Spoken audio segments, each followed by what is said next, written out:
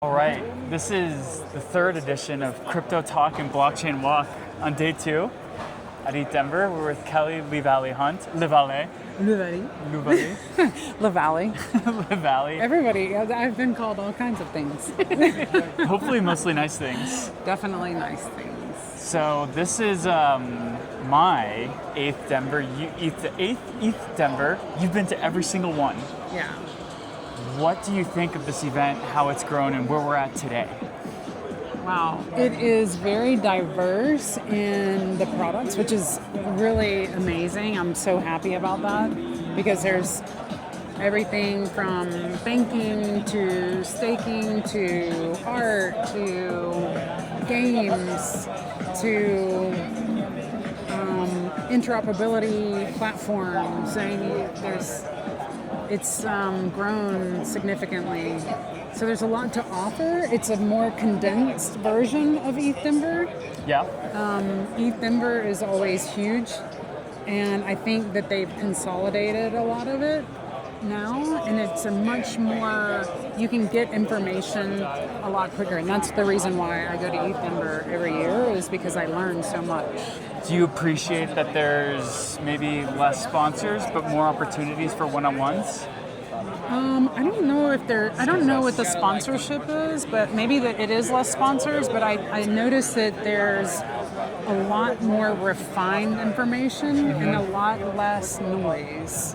I don't know about the sponsorship, but okay. I do know that people are still coming here and getting in for free, and they still get a lot of opportunity here as far as knowledge share, and also a lot of cool swag. And so it's such a great vibe, and the new venue is amazing. Also, I like the new venue. It doesn't smell like cows, and it's not like where you have to walk. I love the first venue where you walked up the ramp yes. at the rug sales place or the auto sales. You know that. Okay, yeah, cool. Yeah. Yeah. The But Sports Castle. the sports castle, yes. Do you still feel like there's alpha to be had here? There's a lot of negativity on CT about the event, but not from people who are here. Yeah. There's always negativity about this event. Yeah. There's a lot of people that have FOMO and they get angry watching, and then they start being negative. Every time there's anything negative about anything, like, when I started in Bitcoin and in crypto, there was negativity. There's always negativity, and we're so down, like the crypto crash at 68,000 or whatever. I mean, there's always negativity. It's just whether or not you want to listen to it. You come here and you meet people and you talk about things that are on the very cutting edge of the Ethereum world and the crypto world. And I think that's really important to an ecosystem. So, yeah, there's always going to be negativity. You just hit what I think was like a running joke. I got into the space in 2017, and one of the joke headlines was Bitcoin crashes from 100,000 to 70,000. Yeah. And I feel like this is a running joke because in 10 years, the Bitcoin crash is going to be from 300,000 to 200,000, and it's going to be declared dead once again. Yeah. It's always declared dead. That's how we keep fiat currency in the economy, is that crypto's scary, and it's really bad, and it's negative, and people get rug pulled, and they never do that with dollars. No. My government definitely doesn't use my dollars for things I don't want them to use it for. No. When I lived in Nigeria, we used to use dollars to get past traffic, people stopping, like the protection points? Yeah. Shakedown points? The shakedown points. So we used to get past them by just giving people dollars, and they're not trackable and traceable, so we would just give them a handful of dollars and they would let us through. And so the roadblocks became a lot easier when I paid people off in Coca-Cola sometimes. Coca-Cola is not track and traceable. No, it's not. And it's the most free money. Yeah, it's free money. So not only Coca-Cola, but other things like some food and suya. You know what What's suya suya is? is? It's No. like satay. Okay. Satay is like a piece of chicken or Yeah, whatever yeah. grilled outside on a grill. I would pay people off with that. Now, I'm sure they would take Bitcoin or Ethereum at the roadblocks, but it's traceable. So, Well, let's touch on where the industries come. yeah, You started in Bitcoin. I started early Bitcoin, then moved into Ethereum. I won't give you the long history of that, or should I give you the No, long actually, history? you're teeing me up for where I really wanted to go. Okay. What made you look at NFTs and say to yourself, this is something interesting, this is where we're going? Okay, so I became very interested in NFTs because of the when they were crypto art. I would present, and you can Google Kelly LeValley Hunt, and you'll see that every time I presented, I was talking about tokenizing and giving prominence to assets. And crypto art was one of the things that I was really interested in because I grew up with a lot of artists. And that's like music artists. My mom's a jazz musician. My grandfather's a painter in the French Quarter in New Orleans.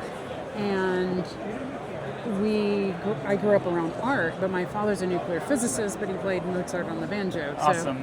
So, and so I became very interested in art, in crypto art, and I wanted to make sure that there was provenance for a lot of the art, even that I own.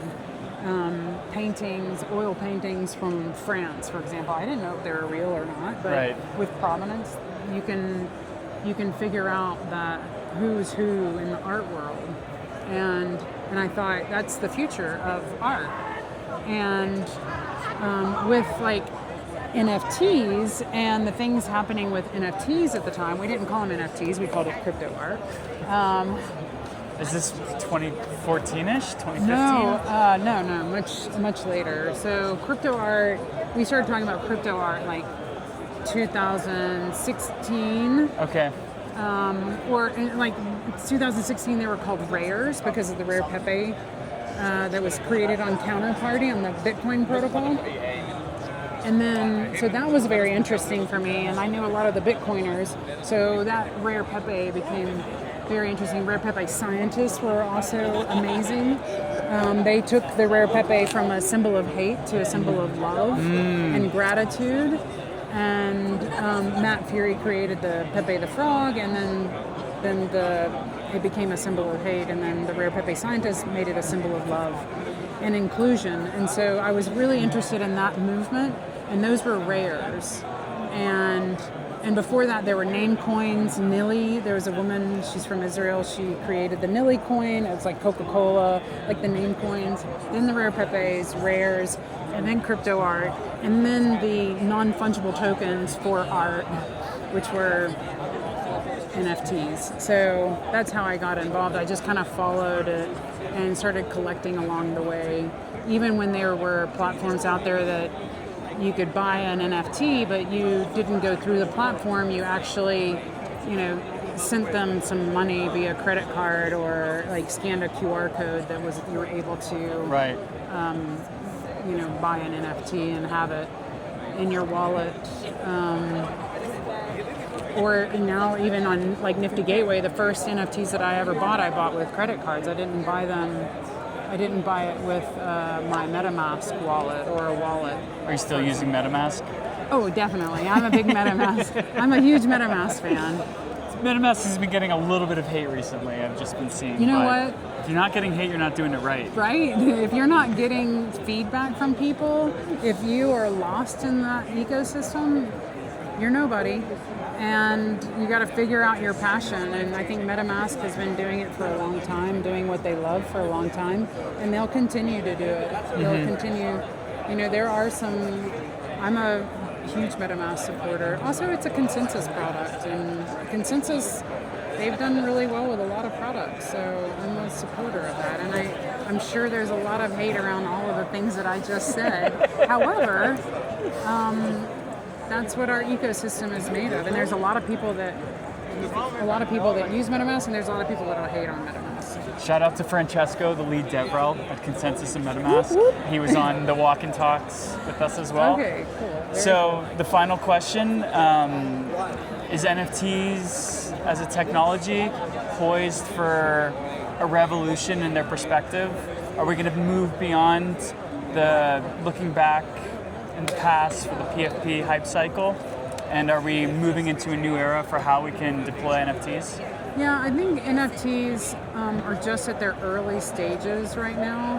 And just as, Bitcoin was at its early stage, and then, Litecoin and Ethereum and all these other coins took shape, then there was like an evolution, like a stable coin. Then there's more of an evolution, and now we have NFTs that are also evolving. Now we have RWA, we have NFTs for all kinds of, for ticketing systems, and Block Apps built one of the first ticketing systems for a company that was bought by Ticketmaster back in 2017 or 18, and then it was completely shut down. So, but that was almost 10 years ago now. So now we have, the evolution of NFTs are going to go into ticketing. They're going to go into airline tickets even. I can see that, and then airline points, and all of that's going to be NFT'd. All of that's going to be real world assets, and it's not going to be just a picture in your MetaMask wallet that says that you collected a Coldy, for example.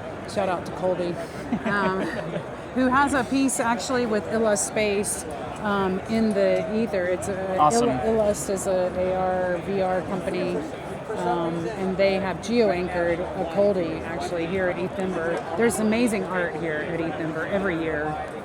Jessica Angel does an amazing job putting that together for the ETHDenver team. Totally. Awesome. Well, we were lucky to have 10 minutes of your time. Kelly is chatting with every single ETHDenver OG. So to be able to have 10 minutes of a walk and talk has been fantastic. So thank you for sharing a little bit of time on camera. Thank you. Appreciate it.